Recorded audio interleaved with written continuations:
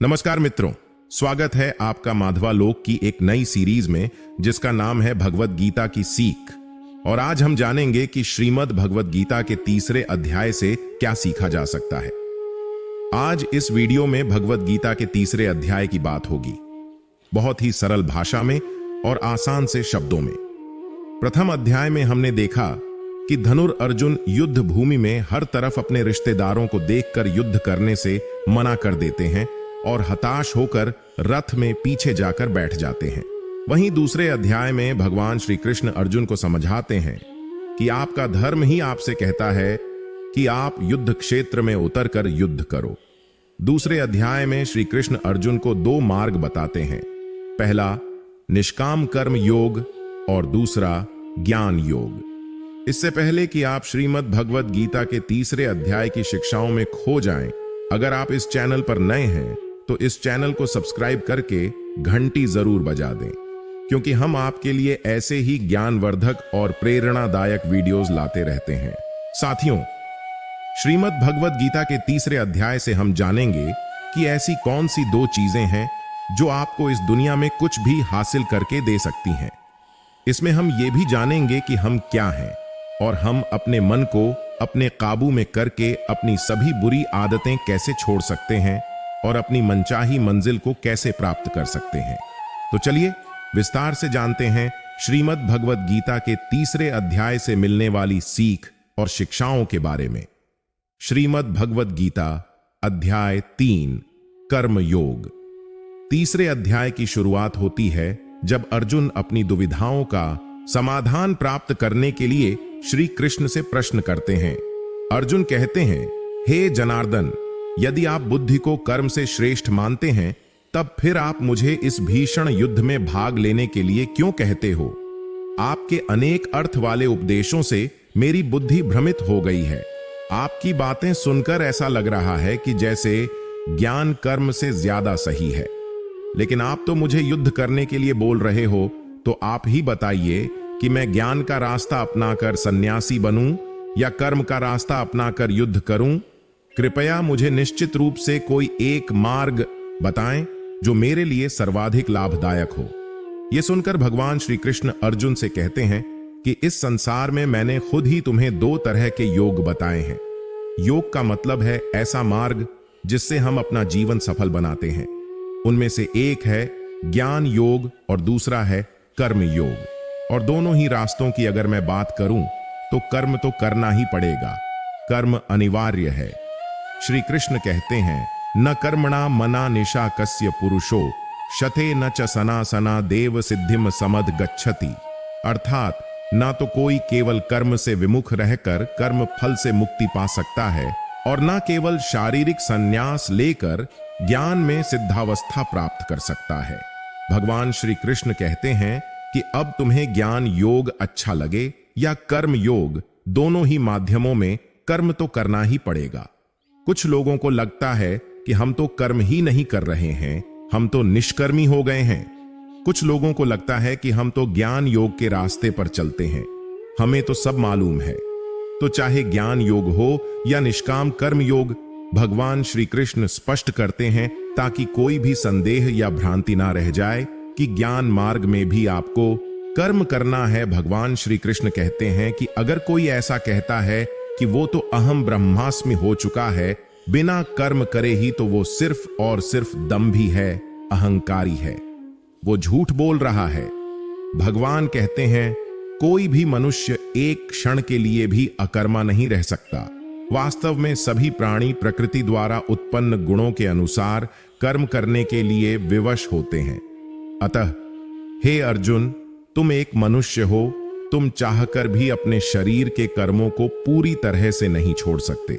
उदाहरण के लिए तुम्हें हर पल सांस तो लेनी ही पड़ेगी, अगर पेट है तो खाना तो पड़ेगा ही, और अगर तुम इन सबको किसी भी शक्ति से रोकना भी चाहोगे तो क्या निश्चित है कि तुम अपनी इच्छाओं के बारे में नहीं सोचोगे? कहने का मतलब है तुमसे जाने अनजाने में कर्म तो हो ही जाएगा, क्योंकि तुम मनुष्य हो और तुम तो वैसे भी क्षत्रिय हो, तो तुम अपने धर्म से भी बंधे हुए हो। इसलिए तुम्हारे लिए सन्यास के रास्ते की जगह कर्म का रास्ता ज्यादा उचित है। मतलब ज्ञान योग की जगह कर्म योग ज्यादा सही है। इसलिए तुम ये सोचकर कि ये काम तुम नहीं कर रहे हो, बल्कि प्रकृति के अधीन होकर तुम्हारा शरीर कर रहा है, फल की इच्छा किए बिना अपना कर्म योग करो। क्योंकि अगर तुम अपने आप को खुद के कर्म का कर्ता यानी करने वाला नहीं मानोगे, तो मैं तुम्हारा कर्ता बनूंगा, और जब मैं तुम्हारा कर्ता बनूंगा तो तुम्हें बिना मांग ही वो सब सुख सुविधाएं और राज्य दे दूंगा जिसकी तुम्हें जरूरत होगी। बिना मेहनत किए ही सुख सुविधाओं और राज्य का भोग किया तो तुम एक चोर कहलाओगे और तुम कभी परमात्मा यानी मुझसे नहीं मिल पाओगे। जिस तरह से महान लोग खाने के लिए नहीं बल्कि जीने के लिए ही खाते हैं, उसी तरह से तुम भी परिणाम के लिए नहीं बल्कि कल्याण के लिए युद्ध करो। हे अर्जुन, तुम मनुष्यों में सबसे महान हो, इसलिए जैसा तुम करोगे ठीक वैसा ही तुम्हारी संतान या आने वाली दुनिया करेगी। अर्जुन, अब तुम मुझको ही देख लो, मैं तो भगवान हूं, मुझे भला किसी काम को करने की जरूरत क्या है, परंतु मैं इसलिए अपना कर्म करता हूं क्योंकि मनुष्य की आत्मा मेरा ही छोटा सा अंश है, और जैसा मैं करूंगा वैसा ही फिर मनुष्य करेगा, अन्यथा पूरी सृष्टि ही नष्ट हो जाएगी। कोई अगर तुम्हारा साथ भी ना दे या तुम्हारी आलोचना भी करे तो तुम उसको बिना कुछ कहे सिर्फ अपना कर्म करते जाओ, और ऐसा करने पर वो मनुष्य भी कुछ समय पश्चात तुम्हारे जैसा ही करने लगेगा। श्री कृष्ण कहते हैं, मयि सर्वाणि कर्माणि सन्न्यस्याध्यात्म चेतसा निराशीर निर्ममो भूत्वा युध्यस्व विगत ज्वरः। अर्थात अपने समस्त कर्मों को मुझको अर्पित करके और परमात्मा के रूप में निरंतर मेरा ध्यान करते हुए कामना और स्वार्थ से रहित होकर अपने मानसिक दुखों को त्याग कर युद्ध करो। जो व्यक्ति ये सोचता है कि कर्म वो खुद करता है, उससे बड़ा मूर्ख और दुखी इस दुनिया में और कोई नहीं है, और ज्ञानी लोगों के द्वारा ऐसे मूर्खों को कभी नहीं छेड़ा जाना चाहिए। इसलिए अर्जुन, तुम भी अपने आप को इस कर्म के बंधन में ना बांधकर बिना किसी आशा के, दया के और पछतावे के अपना कर्म करो। हे अर्जुन, खुद का धर्म और कर्म दूसरों के धर्म और कर्म से ज्यादा अच्छा समझा जाना चाहिए, भले ही हमारे खुद के धर्म में और कर्म के पालन करने में कोई कमी रह जाए। अर्जुन ने फिर सवाल किया कि अगर मनुष्य उसी परमात्मा का अंश है तो उससे गलतियां क्यों हो जाती हैं और वो बुरे काम क्यों करता है। भगवान श्री कृष्ण कहते हैं, मनुष्य का शरीर भोग विलास करना चाहता है क्योंकि उसकी प्रकृति वैसी ही है।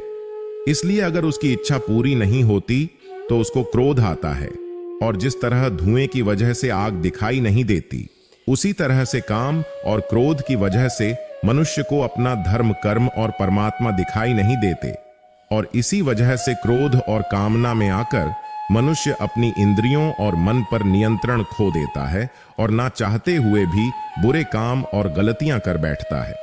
हे अर्जुन, तू हमेशा याद रखना, इस शरीर से ज्यादा शक्तिशाली इसकी इंद्रियां हैं, इंद्रियों से ज्यादा शक्तिशाली है मन, मन से शक्तिशाली है बुद्धि, और बुद्धि से ज्यादा शक्तिशाली हो तुम यानी कि आत्मा।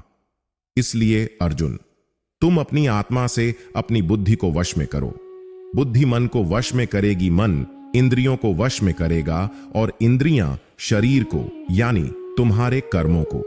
साथियों, श्री कृष्ण की कही गई बातों को हम आज के जीवन के हिसाब से समझते हैं। इस दुनिया में परिणाम दो ही चीजों से आते हैं, ज्ञान और कर्म, मतलब नॉलेज और एक्शन, लेकिन दोनों अलग अलग हैं। आज की दुनिया में हम दोनों चीजों को आपस में जोड़कर देखेंगे। हमारे लिए ज्ञान भी उतना ही जरूरी है जितना कर्म।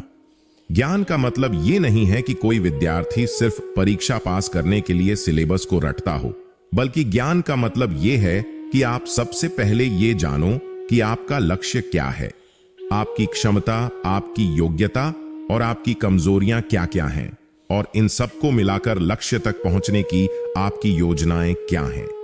यह है आपका नॉलेज यानी कि ज्ञान योग। इसके अलावा आपको एक और चीज जाननी चाहिए कि आप ये शरीर नहीं हो, आप एक आत्मा हो। आपकी आत्मा यानी आप खुद अपने विचारों, अपनी भावना और अपने कार्यकलापों से बहुत ऊपर हो, और अगर आप ऐसा सोचकर अपने कर्म करोगे तो मैं दावे के साथ कह सकता हूं कि आप 100% अपनी समस्याओं से ऊपर उठ जाओगे। इसके बाद इस अध्याय में दूसरा रास्ता बताया गया है, कर्म योग, यानी कि आपके एक्शंस। कर्म के लिए भगवान ने यह बोला है कि हमें कभी यह नहीं सोचना चाहिए कि काम हम कर रहे हैं, और जब हम ये सोचेंगे कि किसी कार्य के कर्ता हम नहीं हैं, तब इसके दो फायदे होंगे। एक तो यह है कि आप अपनी मेहनत के परिणाम को लेकर चिंता में नहीं रहेंगे, और दूसरा ये कि आप भावनात्मक रूप से स्थिर होकर अपना सर्वोत्तम प्रयास कर पाएंगे। इसके साथ साथ आपको कभी भी अपने बुरे या अच्छे परिणाम को खुद पर लेकर दुख नहीं करना चाहिए, क्योंकि श्री कृष्ण के उपदेश के अनुसार मनुष्य को सिर्फ कर्म करने का अधिकार दिया गया है, उसके परिणामों का नहीं। इसके अलावा आप अपनी किसी भी बुरी आदत से कैसे छुटकारा पाएं, इसको बहुत ही आसान शब्दों में बताया गया है कि आप अपने आप को उस परमात्मा का ही छोटा सा रूप, यानी कि सिर्फ एक आत्मा समझें, और आत्मा के ध्यान से अपने मस्तिष्क यानी विचारों को और विचारों से अपने मन को काबू में करें। और इसके बाद आपका मन अपने आप आपके सभी फिजिकल सेंसेस यानी कि इंद्रियों को काबू में कर लेगा, और जब आपकी इंद्रियां काबू में हो जाएंगी, तब बुरी आदत छोड़ना तो क्या, किसी भी कार्य में कुछ भी मुश्किल नहीं होगी। साथियों, उम्मीद है आपको श्रीमद् भगवद गीता के तीसरे अध्याय की यह सरल व्याख्या जरूर पसंद आई होगी और आपको इससे बहुत कुछ सीखने को मिला होगा।